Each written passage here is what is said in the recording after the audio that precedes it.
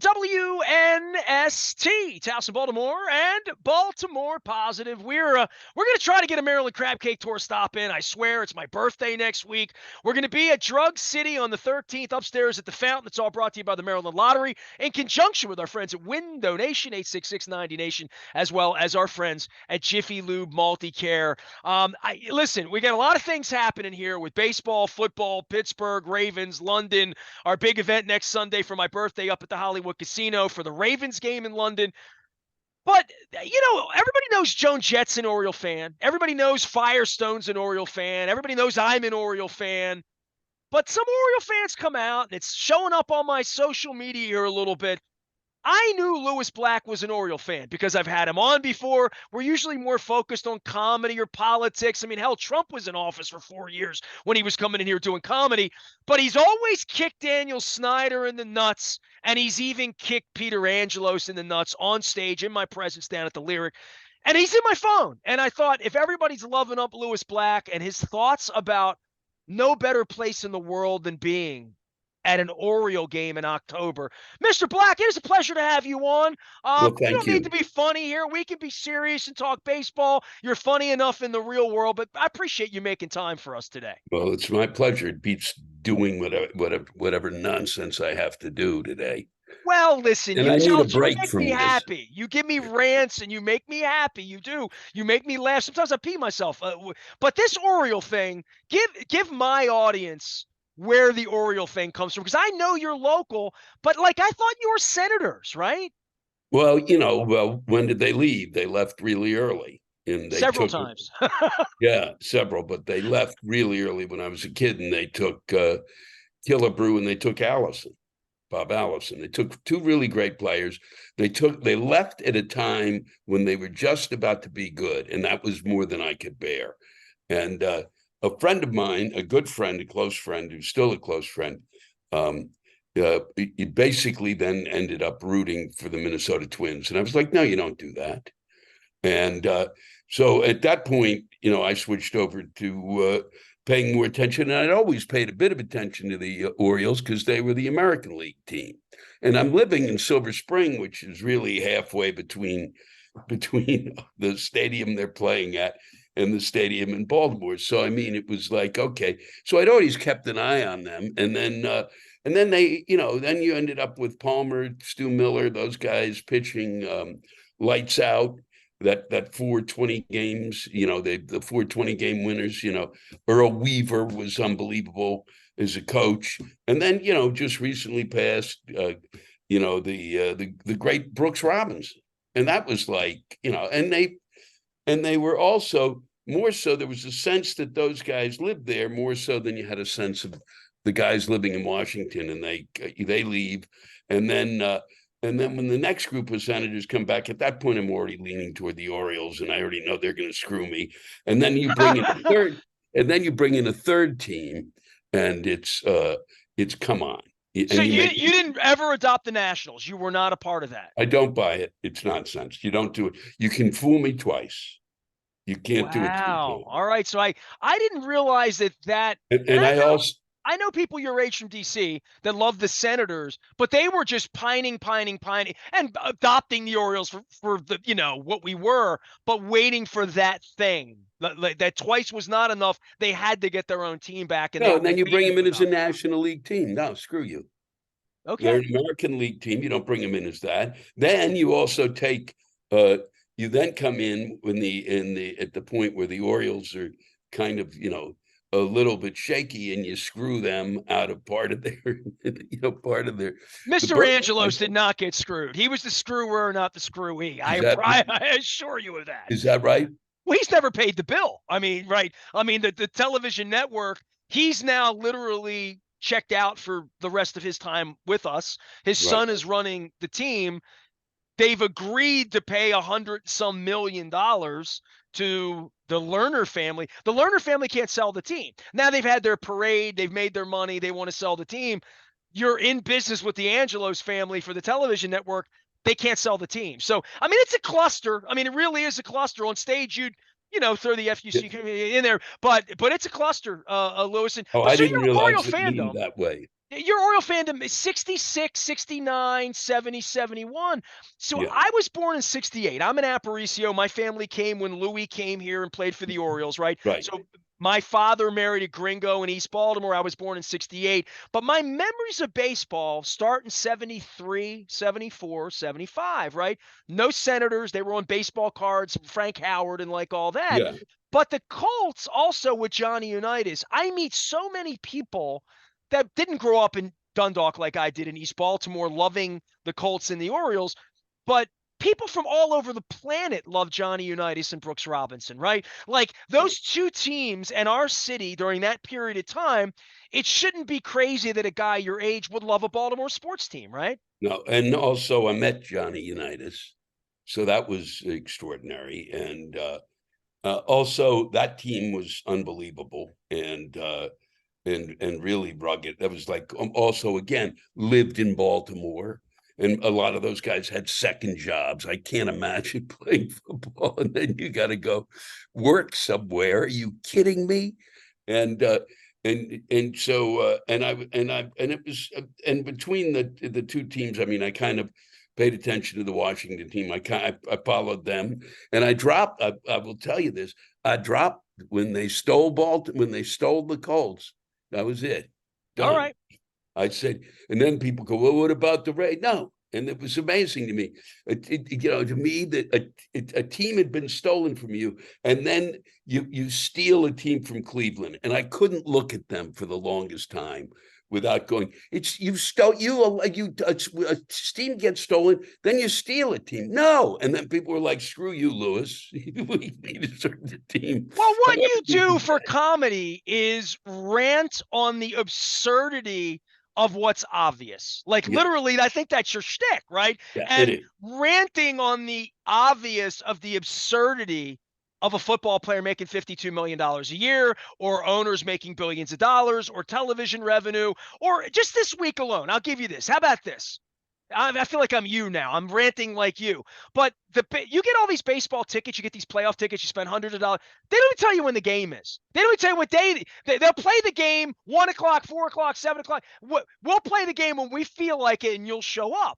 That's sports today, and I do think it's harder to love it as you get older, right? Like to really love it and to be really angry when you're unless you bet on it, right? But I think Yeah. there's a part where you get to be old like us. You've just been screwed your whole life. Like, especially if you're from Baltimore, you know?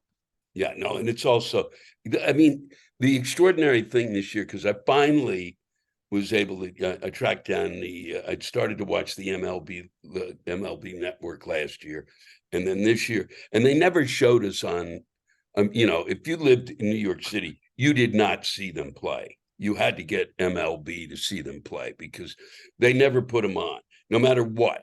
The only time you got to see them is if they were playing the Yankees. That was it, and you had the Yankees shoved down my throat every day.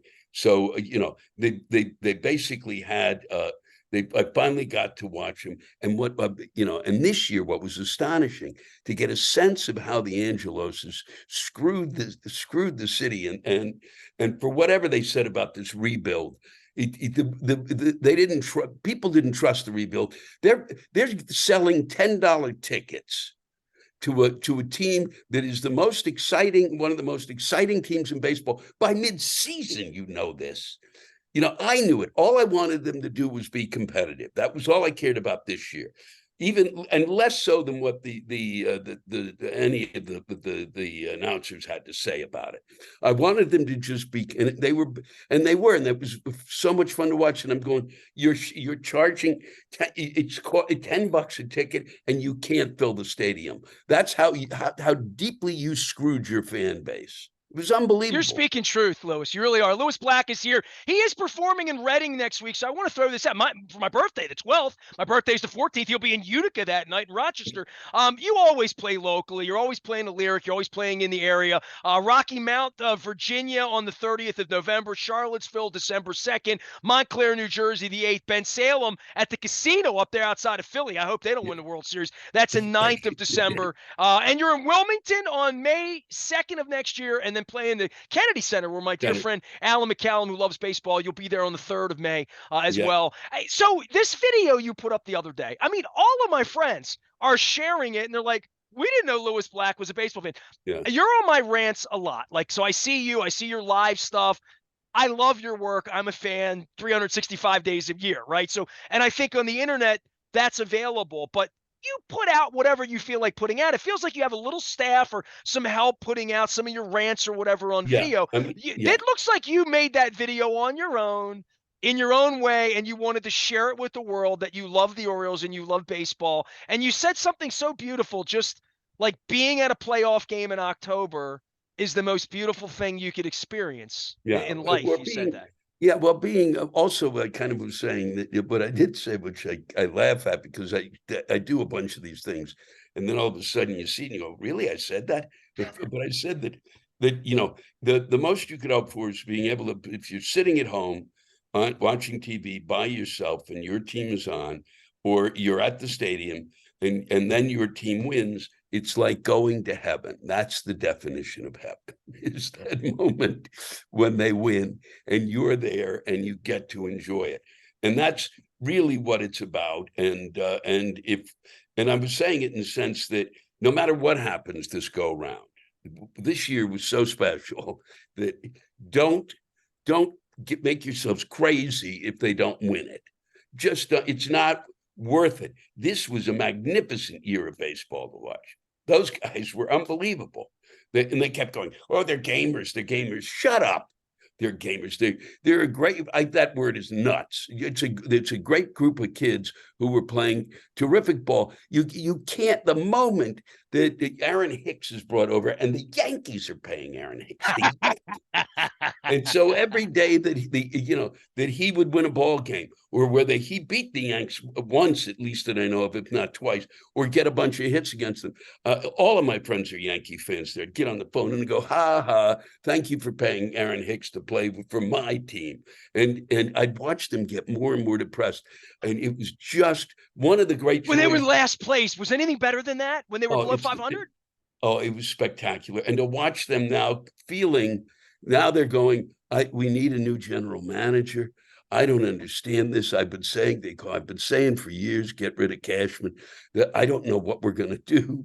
And it's just after the years that we spent kind of going, are you kidding me? What is this? Why aren't they putting some money into this team? I was getting enraged because we wouldn't pay, when we were just kind of competitive, and all it needed was a couple of pitchers to keep us in there. And you're not going to give up $30 million, $20 million, $10 million to just pick up some people. No, we're going to work these. Shut up. Just get them.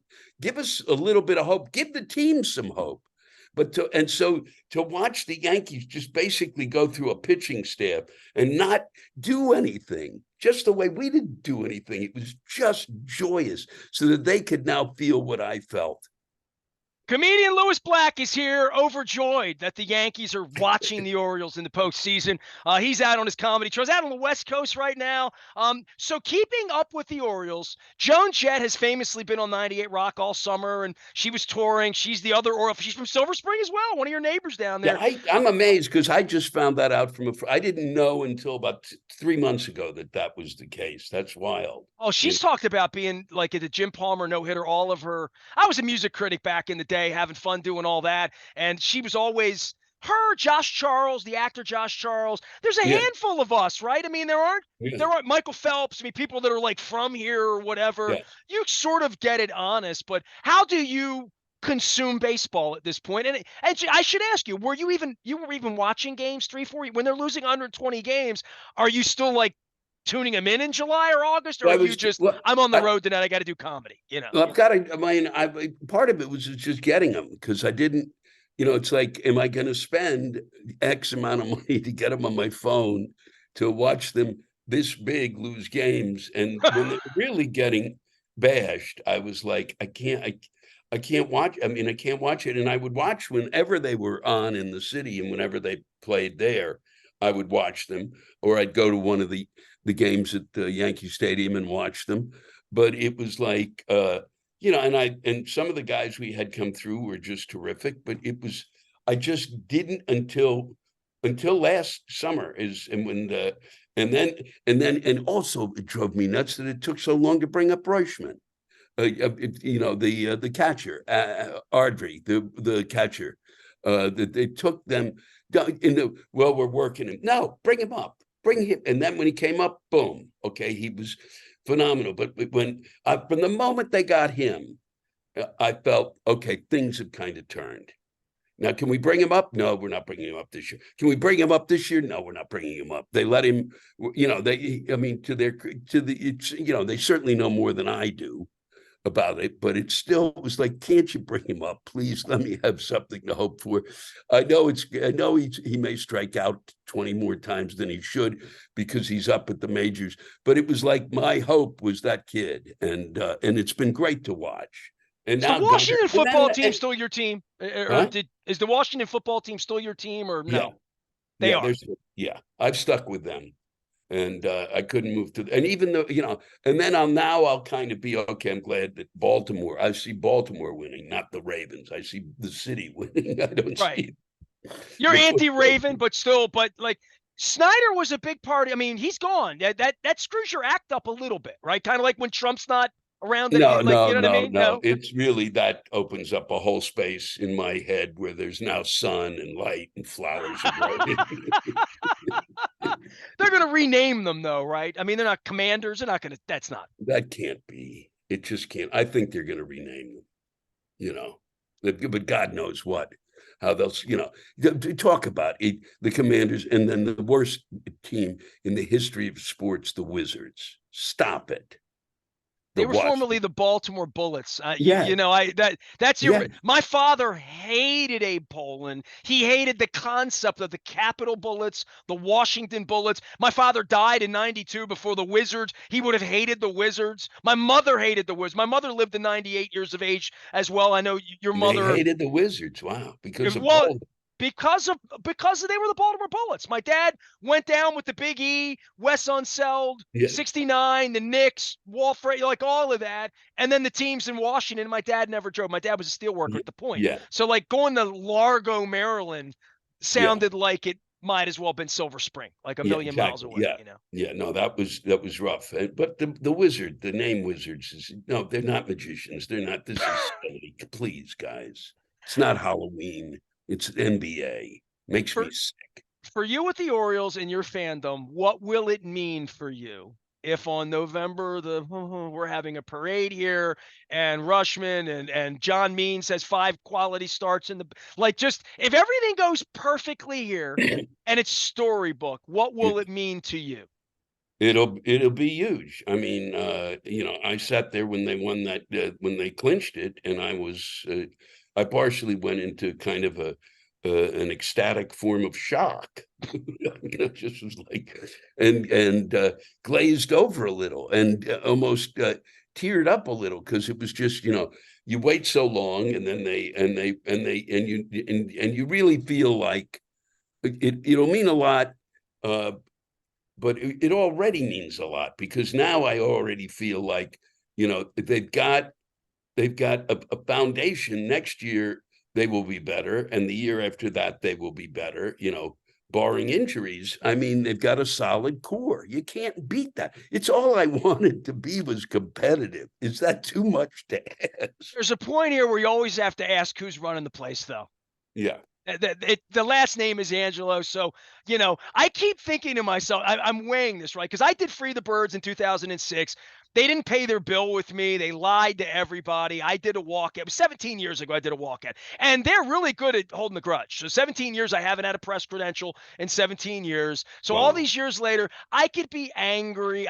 You know what, Lewis? I went down to the ballpark the Thursday night game, what you speak of, the Rays weekend, when the Rays came in here and beat our ass Thursday and Friday, and we played catch up and beat them Saturdays. The Thursday night game, my wife and I went down. We paid $6, not 10. We paid $6 to go to the game. That we paid $12, 14 with the fees to get in. And we went.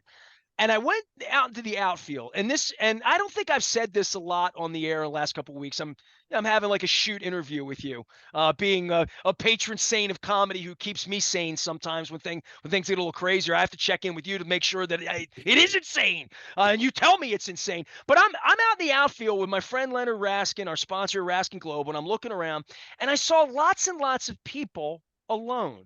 I'm out in the left field club area, and there were people just sitting alone, and there was a woman to my left keeping score, and there was a man to my right keeping score with a pencil, with a real old school scorecard. Well, The one woman had a book she had been keeping all year. She was in on page 110. wow. She kept score every night, and they're alone, and they had the radio. It reminded me of my dad with the transistor radio. My dad Yeah. loved baseball and he didn't need company for baseball. Chuck Thompson and Bill O'Donnell, Vince Bagley, they were company, right? Yeah. For a game.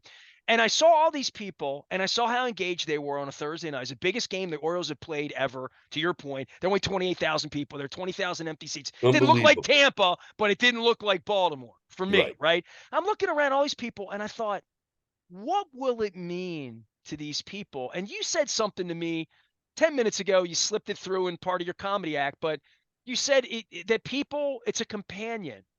The baseball is a companion for people, and it means it's family to them. And when I walked out on Angelos and pissed them off because I was doing something bad to the Orioles, and how the Orioles are my family. They've, been with me since Brooks, and now we lose Brooks, and we all cried. I cried 5 times the day Brooks died. I have pictures of him and audio of him. I found this piece he did for me with me 30 years ago. Wow. And it means so much to people, and I think you in your tour bus or wherever you were ranting about your love of the Orioles and how it's a piece of heaven. This was heaven for this woman to be keeping score out in the outfield at a meaningful Orioles game. And it means that much to people. So whatever shitty thing Angelos has done to me, and he's done a lot of really awful things to me, I see past it for it being heaven for so many people, Lewis, Yeah. And also it means I don't think they move. They're not going to be able to move. He's not going to be able to pull that. The son can't take him to Nashville. Go fuck yourself. Excuse my language. Fair enough. I love your language. You know that. I love that about you. I love your fan club too. The FU. You know what I'm talking about. Hey, listen. I love you. I appreciate you. Stay alive and well. Stay healthy out on the road. It'll drive you nuts. Get your exercise in, and at least eat your Wheaties this next month. This could really happen. This could happen. This could happen. They can win. They really can win, right? The ones who scare me, because I've seen them a fair amount because they play them a lot, and I would peek in on them, is the Braves, who are never seem to have a problem. It's like Patton. They just it's a big tank that just continues to roll over everything. And they continue to be good. They continue to be solid.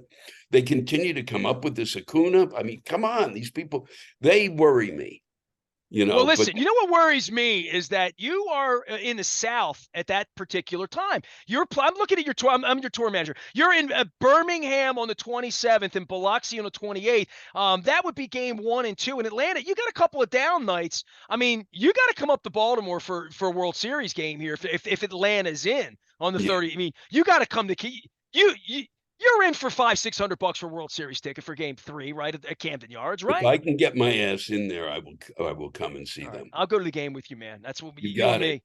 And if you talk to Joan, I'm going to try to track down Joan Jett, because I think she probably knows I'm a fan, and I know she's a fan, and we're a fan of each other. So I've got to let her know. I can provide that for you. So I love Joan's been doing it a long time around here, and she's as spectacular as you. So comedy-wise, what's funny these days? What makes funny for you? Everything is pretty much the world we live in is a joke at this point in the United States, and you really can't figure out. In high school, we could have figured out faster how to come up with a Speaker of the House than these jackasses. That's all you got to do. You don't have any. We're going to get rid of this guy, and we got nobody in line. Are you serious? And I'm supposed to take this seriously, and I'm not supposed to. How am I supposed to make it funnier?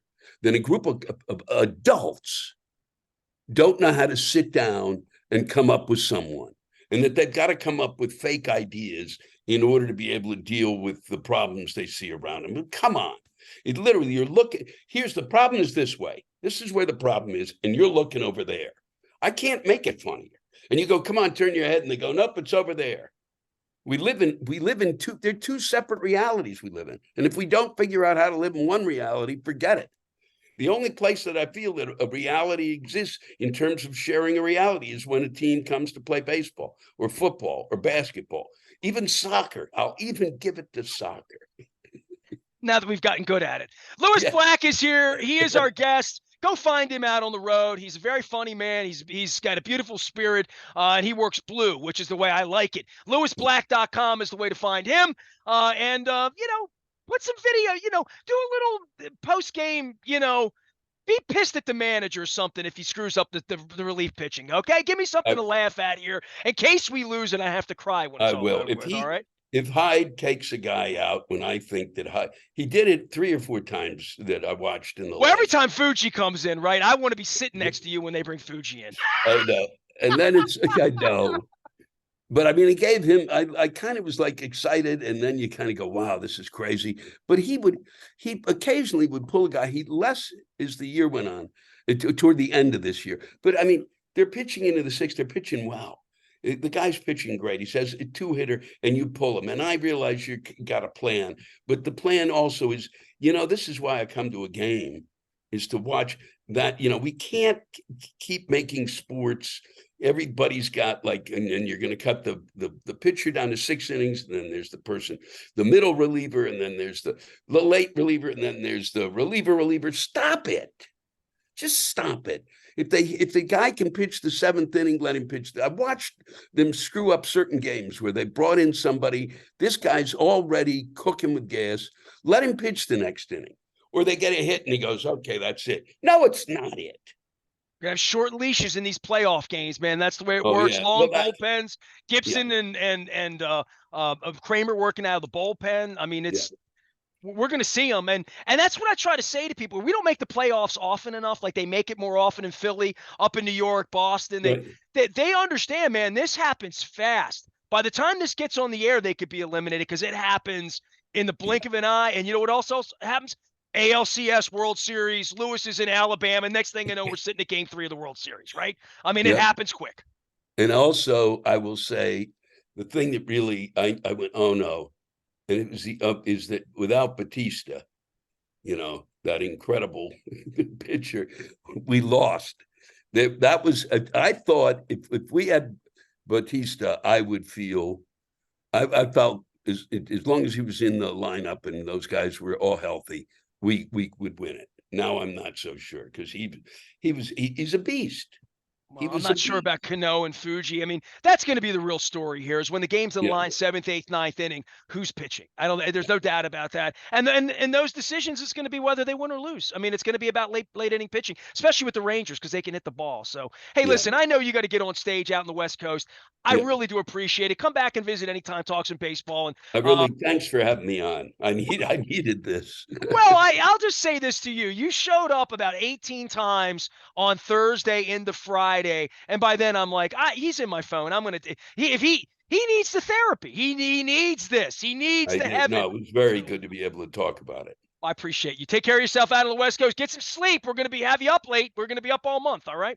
You got it. Take care. Lewis Black. Way to go to find him at lewisblack.com. And you can find me, of course, for my birthday. We're going to be at Drug City at the Fountain on Friday afternoon before a potential Game 5. And then back at the Hollywood Casino in Perryville on Sunday morning.